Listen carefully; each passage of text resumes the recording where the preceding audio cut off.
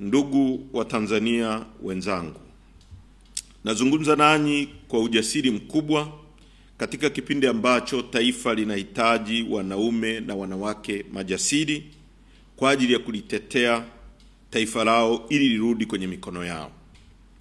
Ujasiri wangu unatokana na jinsi ambavyo mnatuunga mkono, kwa sababu chama mnachokipenda, Chadema, kimebeba ajenda na hitaji la wananchi kwa sasa kwa uaminifu mkubwa. Ninawaahidi kabisa, Chadema hii haitawaangusha. Endeleeni kutuamini na endeleeni kutuunga mkono. Tarehe 27 Juni nilipata fursa ya kumsikiliza Rais wa Jamhuri ya Muungano wa Tanzania, Mheshimiwa Samia Suluhu Hassan, akitoa hotuba ya mwisho ya kuahirisha shughuli za bunge la 12 la Jamhuri ya Muungano wa Tanzania. Chadema kama chama kikuu cha upinzani, kwa niaba ya wananchi, nataka kuzungumza mambo yafuatayo kutoka katika hotuba hiyo ambayo ilipokelewa kwa hisia zisizo na uchangamfu.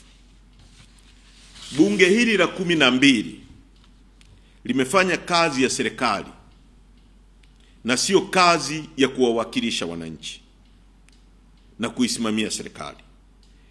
Hilo halina ubishi.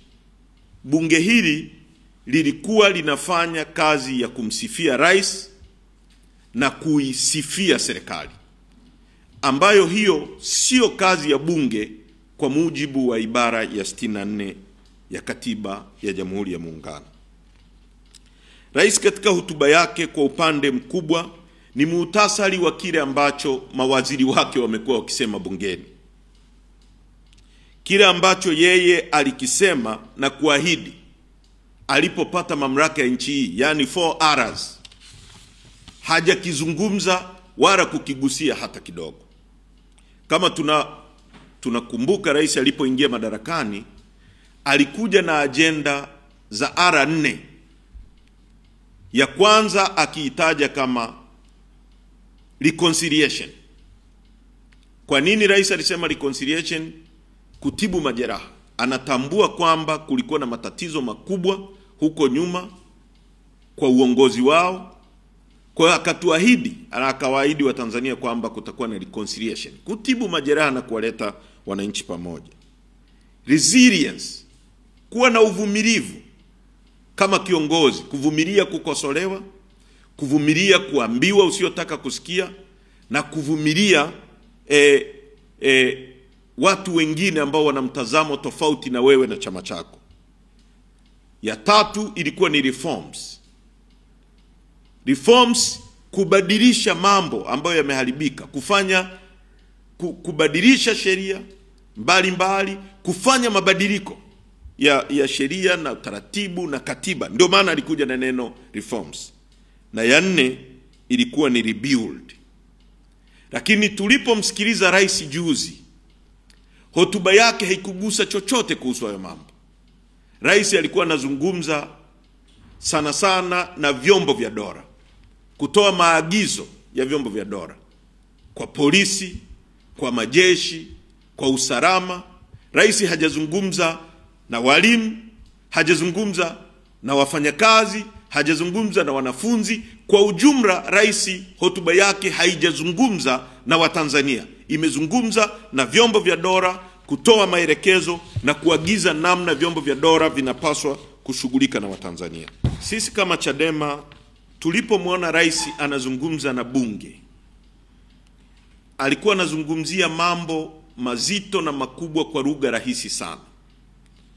Jambo la watu kutekwa, ambayo mpaka sasa polisi wanatuhumiwa kuhusika kwenye matukio ya kuteka watu, na mtakumbuka kwamba kuna kesi ya ndugu yetu Mdude Nyagali ambao polisi na vyombo vya dola vinatuhumiwa. Alilizungumza kama ni jambo dogo sana. Watu kutekwa, watu kupotea, familia kubaki na vilio na maumivu. Rais amesema kwamba watu wanapotea. Hakuna namna yoyote ambayo mtu mzima anaweza kupotea kutoka nyumbani kwake katika mazingira yoyote. Mifugo, ng'ombe na mbuzi ndio wanaweza kupotea. Binadamu hawezi kupotea kwa sababu binadamu anajua kwake, na hawezi kupotea mtu wa kwanza, wa pili, wa tatu, wa nne, mpaka wa 10, mpaka watu kwa mamia ambao orodha yao ipo ya watu ambao wametekwa na hawajulikani walipo. Tulitegemea rais alizungumze swala hili kwa lugha nzito na ya ukali, na ikumbuke kwamba rais huyu pia alipotekwa ndugu yetu Ali Kibao alitoa agizo kwamba ndani ya muda mfupi Ali Kibao taarifa zake ziwe wazi na ijulikane ni kina nani waliohusika na vyombo vya dola vichukue hatua. Lakini mpaka sasa tunavyozungumza, hilo jambo halijawahi kutolewa wazi. Wananchi hawajui, hofu inatanda. Wamepotea wengine, wakina Deusdedit Soka, wakina ndugu yetu Kipanya na wengine wengi chini ya utawala wake. Ni uongo wa wazi ukimsikiliza rais alichokuwa anasema kwamba kuna uhuru wa vyama vya siasa kufanya shughuli zake, lakini ni uongo wa wazi kabisa.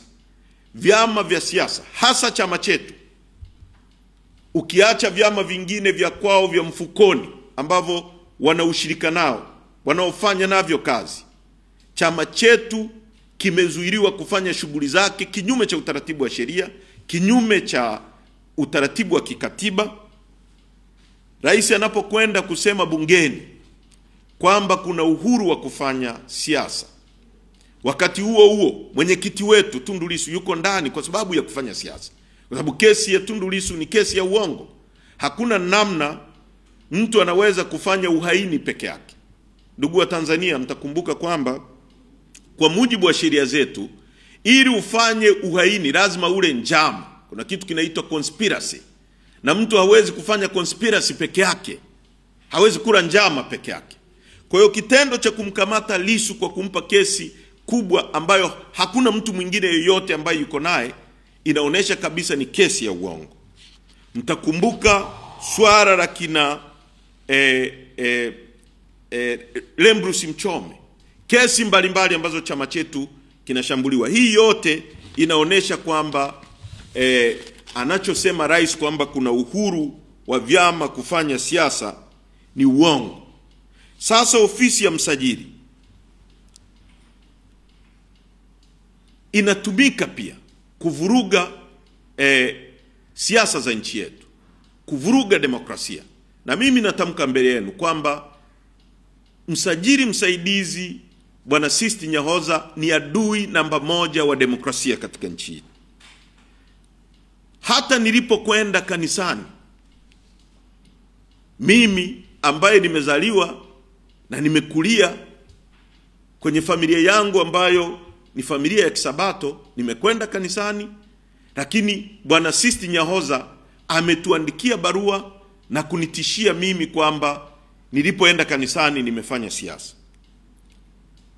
Mtakumbuka kwamba hata wakati wa ukoloni, hata wakati wa makaburu, walipozuia vyama kama ANC kufanya siasa, walipovifuta vile vyama, lakini watu walipokwenda kwenye makanisa, walipokwenda kwenye misiba, walipokwenda kwenye harusi, serikali ya kikaburu na serikali ya wazungu hazikuwafuata kule kuwatishia na kuambia nini cha kufanya kwenye makanisa na kwenye misikiti na kwenye misiba. Rais amezungumza kuhusu kazi ya bunge ya kutunga sheria, na hapa specifically alizungumza kuhusu sheria ya uchaguzi, sheria ya Tume ya Taifa ya Uchaguzi ambayo ni sheria namba 2 ambayo ni hii hapa ambayo nitaizungumzia. Kwa bahati mbaya sana, sisi kama Chadema tulipeleka marekebisho 38 kwenye maeneo mbalimbali ya sheria na kanuni, tukitaka yawe sehemu ya sheria mpya na kanuni za uchaguzi. Lakini kwa sababu ya kiburi cha viongozi walioko madarakani haya kuzingatiwa. Lakini wametoka na hii sheria namba 2 ambayo wamekuwa wakiitumia kama propaganda ya kuwaambia ninyi wa Tanzania kwamba kuna sheria mpya ya Tume ya Taifa ya Uchaguzi, lakini kuna sheria mpya ya uchaguzi. Sasa nitazungumzia baadhi ya vipengele vya kuwaonesha kwamba hakuna sheria yoyote mpya au hii sheria ya Tume ya Taifa ya Uchaguzi haitatumika kusimamia au kuunda tume ya kusimamia uchaguzi. Ukisoma ibara ya 27 ya sheria hii inasema hivi: mara baada ya kuanza kutumika kwa sheria hii, mtu yoyote ambaye ni mwenyekiti, makamu mwenyekiti au mjumbe wa tume ataendelea kushika madaraka hayo hayo mpaka pale ujumbe wake utakapokoma. Yaani imetungwa sheria mpya. Hii hapa inaitwa sheria mpya ya Tume ya Taifa ya Uchaguzi, na Tume ya Taifa ya Uchaguzi inaitwa Tume Huru ya Taifa ya Uchaguzi. Lakini hii sheria kifungu cha 27 inasema wale waliokuwepo, kwa maana ya mwenyekiti wa tume, makamu mwenyekiti wa tume, mkurugenzi wa tume, wajumbe wale watano kwa majina ya makamishna, wataendelea kuwa viongozi kwenye hiyo tume mpaka ujumbe wao utakapokoma. Maana yake ni nini? Maana yake ni kwamba Watanzania mnaambiwa kwamba kuna Tume ya Taifa ya Uchaguzi au kuna sheria ya Tume ya Taifa ya Uchaguzi, lakini hiyo sheria inatumia tume ya zamani ya uchaguzi. Kwa hiyo ni ile ile tume iliyokuwa chini ya Jaji Mwambegere, iliyokuwa chini ya kina Kailima kama mkurugenzi, iliyokuwa chini ya mtu kama Omar Ramadhani Mapuri ambaye ni katibu mwenezi wa CCM, sasa itaendelea kuwa kwenye kusimamia uchaguzi ambao unaitwa uchaguzi utakaosimamiwa na Tume Huru ya Uchaguzi. Ukisoma vile vile sheria ya uchaguzi yenyewe, wamehadaa Watanzania na wanataka kuhadaa jumuiya za kimataifa kwamba sasa wamepiga kuna sheria inayokataza mtu kupita bila kupingwa. Wanasema hakutakuwa na mgombea anayepita bila kupingwa, na wamekuwa wakipita wakiinadi. Na hata wanasheria wa serikali walipokutana wamelizungumzia hili, kujaribu kuhadaa Watanzania kwamba hakuna mtu kupita bila kupingwa. Lakini sio kweli, kwa sababu huyo mtu ambaye unasema atapigiwa kura ya ndio na hapana, hakuna wakara wa kura za hapana. Kwa hiyo wakara atakuwepo wa kura za ndio tu ambaye ni wakara wa CCM. Kutakuwa na wasimamizi wa uchaguzi ambao pia ni wana CCM, lakini kwa wananchi, kwa upande wa wananchi watakaopiga kura za hapana, hairuhusiwi kuwa na wakara wa kura za hapana. Lakini vile vile kama kweli kungekuwa na utaratibu wa kupiga kura ya ndio na hapana, kungekuwa na utaratibu pia wa watu kufanya kampeni za hapana dhidi ya mgombea ambaye wanaona hafai. Vile vile kanuni, sheria na utaratibu wote hauruhusu kuwepo kampeni za hapana. Ukiangalia kwa undani, haya mambo yanaendeleza kutokuwepo kwa uchaguzi huru, haki na wawazi, kwa sababu hakuna mambo yote yale tuliokuwa tunalalamikia. Mawakala kuondolewa kwenye vituo. Mawakala, ukisoma kanuni ya 16 ya kanuni zilizotungwa na Tume ya Taifa ya Uchaguzi ambazo sisi mpaka sasa tumekataa kuzisaini, zinasema hata wakala hataruhusiwa kuingia na simu kwenye kituo cha matokeo, kituo cha kupigia kura. Sasa kama wakala ambaye ni mwakilishi wa mgombea haruhusiwi kwenda kwenye kituo na simu, ikitokea hata huyo wakala ameugua tumbo, amepata headache, amepatwa na tatizo lolote, anamuinform vipi, anamtaarifu vipi mgombea ili mgombea aweze kuleta wakala mwingine kwenye kituo? Wakati wa Tanzania wanalalamikia mambo yote haya, serikali inaonekana haiwasikilizi, rais hawasikilizi. Inaonekana kuna kiburi cha hali ya juu ambacho kinaonesha kabisa kwamba hawahitaji kura za Watanzania. Sisi wanasiasa au katika hali ya kawaida, mgombea au chama chochote cha kisiasa kinachoheshimu wananchi na kinachojali kura za wananchi kinajenga mahusiano yake na wananchi ili wananchi wakiamini waweze kukipigia kura. Tunayoyaona kwa sasa hayaelekezi serikali katika kujenga mahusiano na wananchi. Viongozi wanapigwa. Takumbuka yaliyomkuta Padri Charles Kitima kwa kushambuliwa. Hii ni kujenga mahusiano mabaya kati ya serikali na wananchi. Wananchi wanapotekwa na serikali yao iko kimya, wanasema wamepotea. Hii ni kujenga mahusiano mabaya kati ya serikali au viongozi na wananchi. Mmeona yaliyotokea kwenye kanisa la Askofu Gwajima, ambapo polisi wamekwenda kwenye kanisa, wameshambulia waumini waliokuwa wanamwabudu Mungu kwenye kanisa hilo. Hii yote inakuambia kwamba CCM na serikali yake na Rais Samia hajali tena mahusiano, wala hataki mahusiano na wananchi.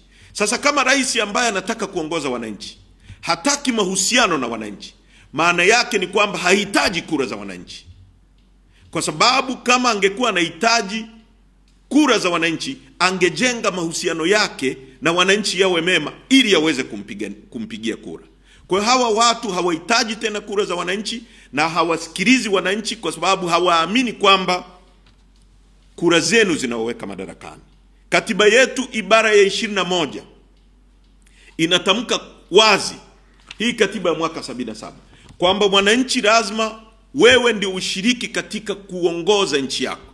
Unashiriki kuongoza nchi kwa namna gani? Kwa kuwaweka viongozi madarakani kwa kura yako. Unakwenda kwenye chumba cha siri ukiwa peke yako na Mungu wako, unaamua kumchagua John Heche kuwa mbunge wako, kwa sababu unamwamini, unaamini atasikiliza, atakuelewa na atakuwakilisha. Unaenda kwenye chumba cha kupigia kura, unaamua kumchagua mtu fulani awe rais wako, kwa sababu unamwamini, unajua atasimamia yale. Na kwa sababu deni hili limekuwa kubwa mno, na nimeona hata vijana na watu mbalimbali wakiandika kwamba hili ni deni la mama, kwa sababu kila jambo nchi hii limekuwa jambo lolote. Barabara ikijengwa, barabara ya mama; shule ikijengwa, shule ya mama.